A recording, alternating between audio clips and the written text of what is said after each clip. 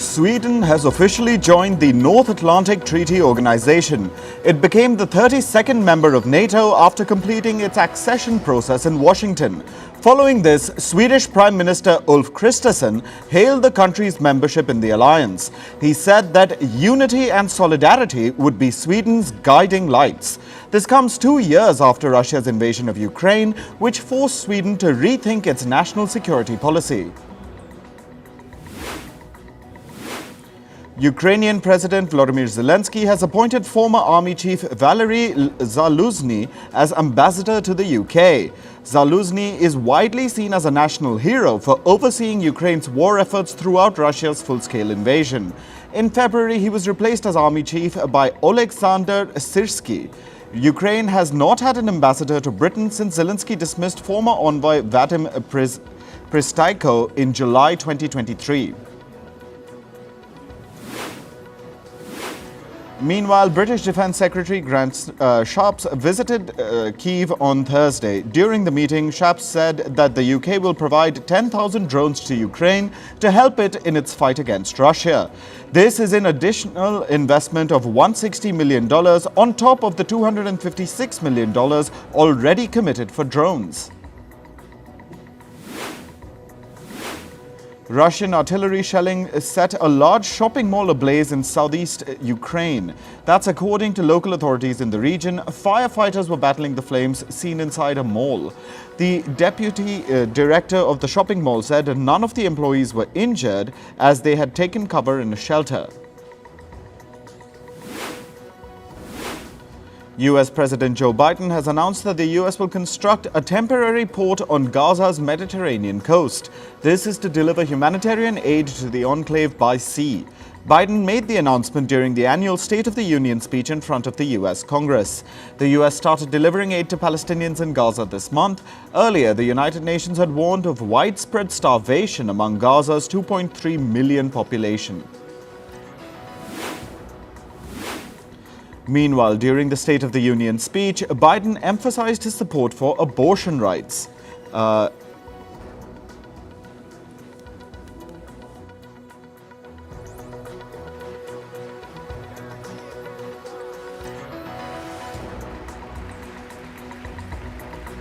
I believe Roe v. Wade got it right. I thank Vice President Harris and President Lee for defending this government freedom.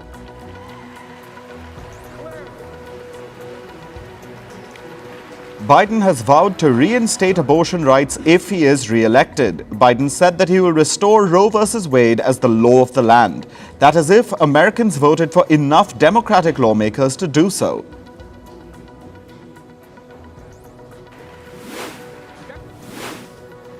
Haiti's government has extended a state of emergency until April 3rd amid escalating violence. Yesterday, a few protesters defied the state of emergency and marched through the streets of the capital, Port-au-Prince. Meanwhile, armed gangs set fire to a police station and looted a local food market. Haitians have been plunged into a deepening crisis. Gang violence has also forced thousands of people to flee their homes. 6 people from Sri Lanka have been knifed to death in the Canadian capital of Ottawa. The victims included a 35-year-old woman and her 4 children and a 40-year-old man who was an acquaintance of the family. Police have said that a 19-year-old male student from Sri Lanka has been arrested for the killings. Prime Minister Justin Trudeau said he was horrified by the terrible tragedy.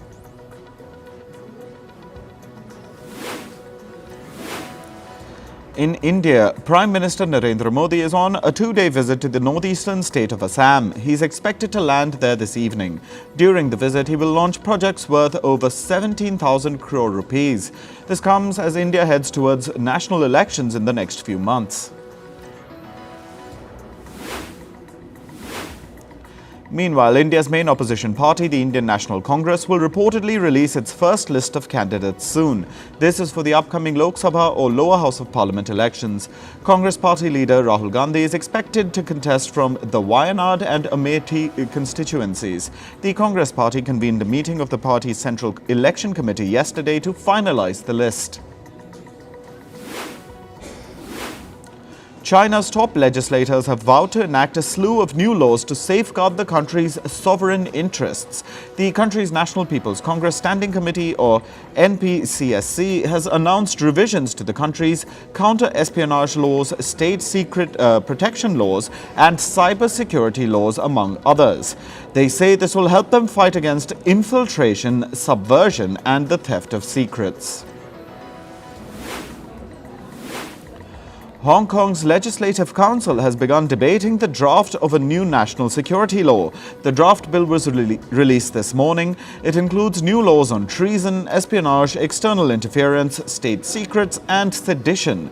As per the draft, Hong Kong has proposed stiff penalties such as life imprisonment. Gunmen kidnapped nearly 300 pupils in northern Nigeria yesterday. The abduction took place shortly after the morning assembly. Parents said that the gunmen started shooting sporadically before kidnapping the children and disappearing into the bushes. Reports say that this is the biggest abduction targeting a school since 2021. In climate news, more than 500 seabirds have been found dead along the French Atlantic coast since the start of this year. This is according to France's largest non-government environmental organization. Scientists say the birds likely died due to difficult conditions at sea. These conditions include intense storms, microplastics, and chemical contamination. Australia's Great Barrier Reef has been hit by a major coral bleaching event. This is the 7th mass bleaching event since 1998. The Australian Reef Authority says ocean temperatures have reached record levels in the last few weeks. This heat stress has forced coral reefs to lose their color. Unseasonable heat has left the Great Lakes of North America devoid of ice. According to the Great Lakes Ice Tracker website, only 3% of the lakes were covered in ice in mid-February. This is usually a time when 40% of the lakes are covered in ice. Researchers believe that the lake's warming could lead to soil erosion and less oxygen for marine animals. Liquid sugar and chemical waste have been polluting the Karnapuli River in Bangladesh. This comes after a massive fire burnt down over 100,000 tons of raw sugar in a factory in northeastern Bangladesh. The sugary waste has created a thick layer on the water surface. Dead fish and other animals were seen floating along a stretch of the river. Deforestation is driving up the risk of malaria among vulnerable children in sub-Saharan Africa. This is according to a new study by the Vermont University in the US. The study says that the loss of forest cover increases temperatures and the risk of water pooling, which creates the ideal breeding grounds for malaria-carrying mosquitoes. As a result, children living in these areas are more likely to get the disease. Power company Xcel Energy has said that its equipment may have started the wildfire in the U.S. state of Texas. The fire, which started last week, has grown to become the largest blaze in the state's history. It has charged more than 400 hectares of land so far. 400,000 hectares of land so far. The flames have also killed at least 2 people and 3,000 animals in Texas. France and the United Nations are co-hosting a 2-day conference that began yesterday. The conference is being held to find ways to reduce the construction sector's carbon emissions. The meeting is also aimed at adapting buildings to withstand extreme weather conditions like storms, floods, and heat waves. These conditions have become more frequent and intense due to climate change. On to business and tech news. US President Joe Biden has called for higher taxes on corporations and billionaires. During his annual State of the Union address, Biden said that it's time to raise corporate taxes to at least 21%. He's also seeking to levy a 25% minimum tax on billionaires. These tax hikes are part of the Biden administration's plan to cut the federal deficit by $3 trillion.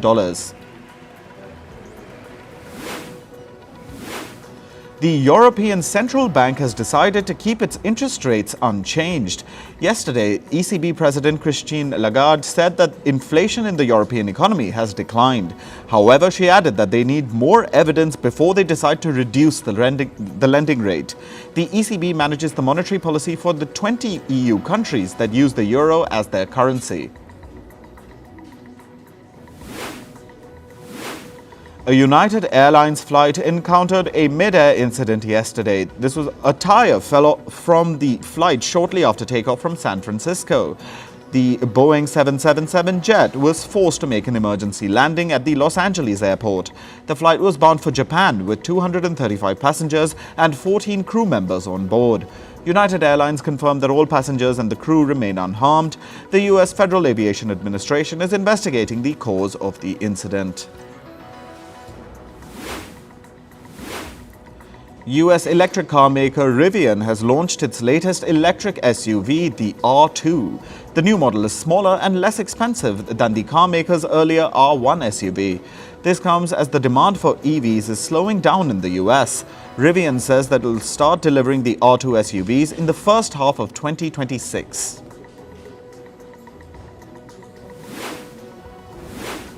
Meanwhile, 3 U.S. senators have urged the Biden administration to hike import duties on Chinese EVs. These Democratic Party lawmakers come from auto manufacturing states in the U.S., including Michigan and Ohio. In a letter to the U.S. Commerce Secretary, the senator said that Chinese cars endanger the American automotive industry. The letter added that low-priced Chinese EVs flooding the U.S. would result in thousands of job losses.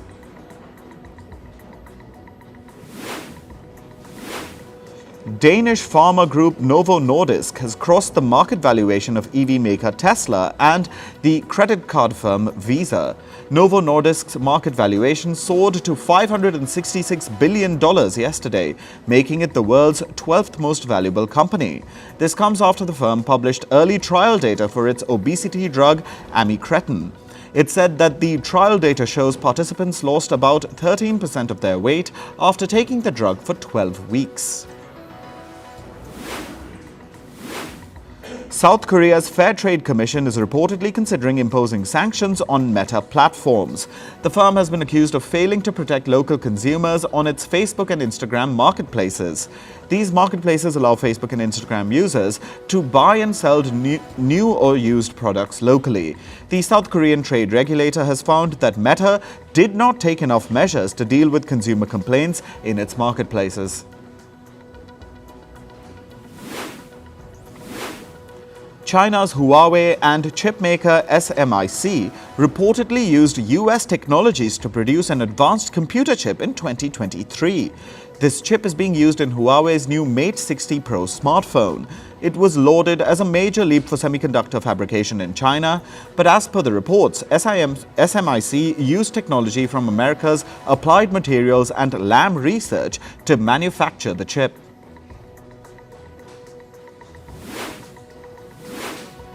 India has announced a $1.25 billion investment fund for artificial intelligence projects. It'll provide funding for AI startups in the country. It'll also be used to develop an open-source database that can be used to train AI models. The fund will also provide a framework for developing graphic processing units that power generative AI platforms.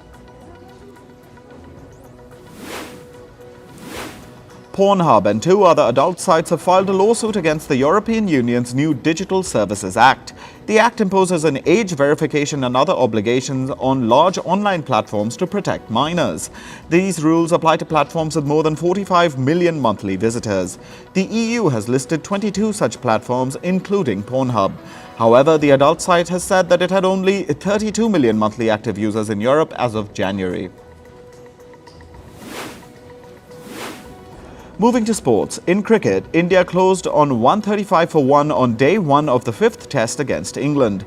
The hosts trailed by just 83 runs yesterday in Dharamshala. England were bowled out for a mere 213. Indian spinner Kuldeep Yadav scalped 5 wickets while giving just 72. In football, Inter Miami held off Nashville to a 2-all tie in the club's CONCACAF Champions Cup opener. Nashville were leading 2-0 with Jacob Schaffelberg netting twice. But Lionel Messi got Miami back on track with his goal in the 52nd minute. Luis Suarez then provided Inter Miami with a vital late equalizer in stoppage time.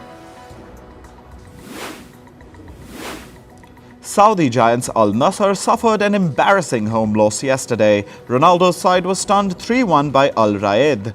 Ronaldo missed plenty of chances to convert goals. After the result, Al Nassr trailed table toppers Al Hilal by a whopping 9 points. The Italian Football Federation chief, Gabriele Gravina, is being investigated. He's being accused of laundering money from a TV rights auction in 2018. Gravina allegedly used this to purchase a home in Milan. The Italian football chief, however, denies any wrongdoing.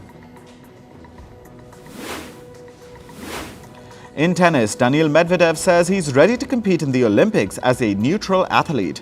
The world number 4 will conform to the rules set by the International Tennis Federation. Players from Russia and Belarus can take part in the Olympics, but without flags, emblems and national anthems. The countries have been banned from competing due to Russia's war in Ukraine. Simona Halep will be back in action at the Miami Open this month. She will enter the tournament as a wildcard entry. This will be her first competitive appearance after a prolonged doping ban row. Halep's 4-year doping ban was recently reduced by a sports court. In badminton, Indian ace PV Sindhu entered the French Open quarterfinals. She rallied to overcome America's Beiwen Zhang 13-21, 21-10, 21-14. Sindhu next faces second seed Cheng Yufei from China. The world number 1 badminton duo Chirag Shetty and Satwik Sairaj Rankireddy continue their dream run as they entered the men's doubles quarterfinals at the French Open. The Indian pair defeated their Malaysian foes 21-13, 21-12 in the round of 16 yesterday. The match lasted just 32 minutes. In Formula One, Red Bull has suspended the woman who accused Christian Horner of inappropriate behavior. Red Bull officials dismissed her allegations after an internal investigation. Horner has denied any wrongdoing throughout the probe. Aston Martin's Fernando Alonso topped the practice race for the Saudi Grand Prix yesterday. He recorded the fastest time in the second session. Alonso clocked a time of 1 minute and 28.82 seconds. George Russell and Max Verstappen were put in the second and third fastest times. Now to the world of entertainment. A boxing match between former heavyweight champion Mike Tyson and YouTuber turned boxer Jake Paul will soon stream on Netflix. The match will take place on the 20th of July in Texas in the US. Netflix subscribers will have access to the stream.